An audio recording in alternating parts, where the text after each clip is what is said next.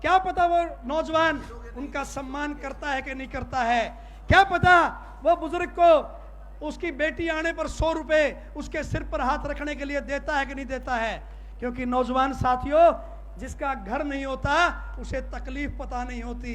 माननीय मुख्यमंत्री से लेकर प्रधानमंत्री के अपने घर नहीं हैं, क्योंकि वो लोग, जो मैं मंच पे कहूंगा तो शायद कड़वी बात होगी, लेकिन सच्चाई है, तकलीफ उसे ही पता होती है जो तकलीफ में जीवन जीता है, और तकलीफ में जीवन हम लोग जीते हैं।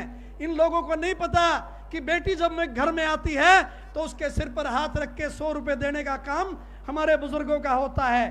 पढ़ना, धोती कुर्ता जूती लाने के लिए यह सम्मानित पेंशन चौधरी देवीलाल जी ने सम्मान के रूप में की थी।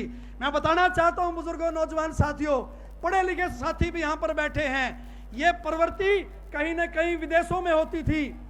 सीनियर सिटीजन को वहां पर भी पेंशन दी जाती है, चाहे उनका कितना भी बड़ा व्यापार हो, चाहे उनके बच्चे कितने बड़े रोजगार पर हों, लेकिन फिर भी उन्हें सम्मान के रूप में जो है बुढ़ापा पेंशन दी जाती थी।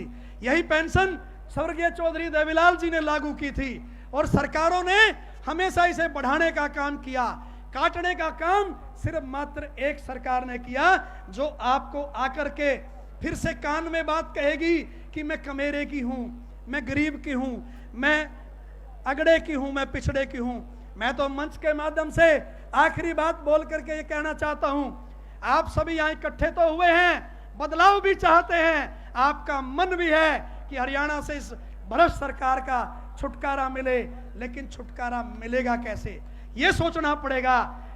हम सभी आज ये निश्चय करके जाएं कि अगड़े और पिछड़े को छोड़ करके आपसी भाईचारे को बनाने का काम करें, क्योंकि इस सरकार ने कहीं हिंदू और मुसलमान, कहीं जाति को जाति से, कहीं धर्म को धर्म से लड़ाने का काम किया है।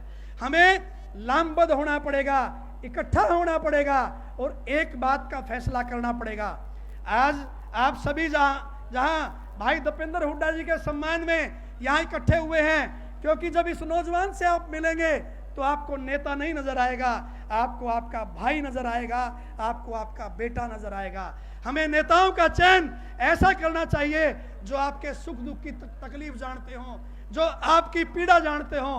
और दीपेंद्र हुड्डा का तो ये एक व्यवहार है कि उन्हें गरीब, कमेरा, किसान, मजदूर, 36 बिरादरी के लोग गले लगाने का काम करते हैं। ये तो बात कहना चाहूंगा कि हरियाणा प्रदेश की दर्रो दीवार एक बात कह रही है कि बीजेपी जा रही है और चौधरी भूपेंद्र हुड्डा जी की सरकार आ रही है। और जब सरकार आएगी तो एक बात तय है कि वो सरकार जो है उनकी नहीं होगी पूंजीपतियों की, जो कहीं अडानी और अंबानी जैसे लोग आज इस देश और प्रदेश पे कुठाराघात करते हैं, ठगने का काम करते हैं। वो सरकार होगी यहाँ जमीन पर बैठे हुए किसान की, वो सरकार होगी हर उस पीड़ित नौजवान की, वो सरकार होगी हमारी इस मातृ शक्ति की, वो सरकार होगी उस गरीब व्यक्ति की जिसकी पीड़ा सिर्फ मात्र एक व्यक्ति जानता है, जिसका नाम भूपेंद्र हुड्डा और चौधरी भूपेंद्र हुड्डा है, दीपेंद्र हुड्डा है।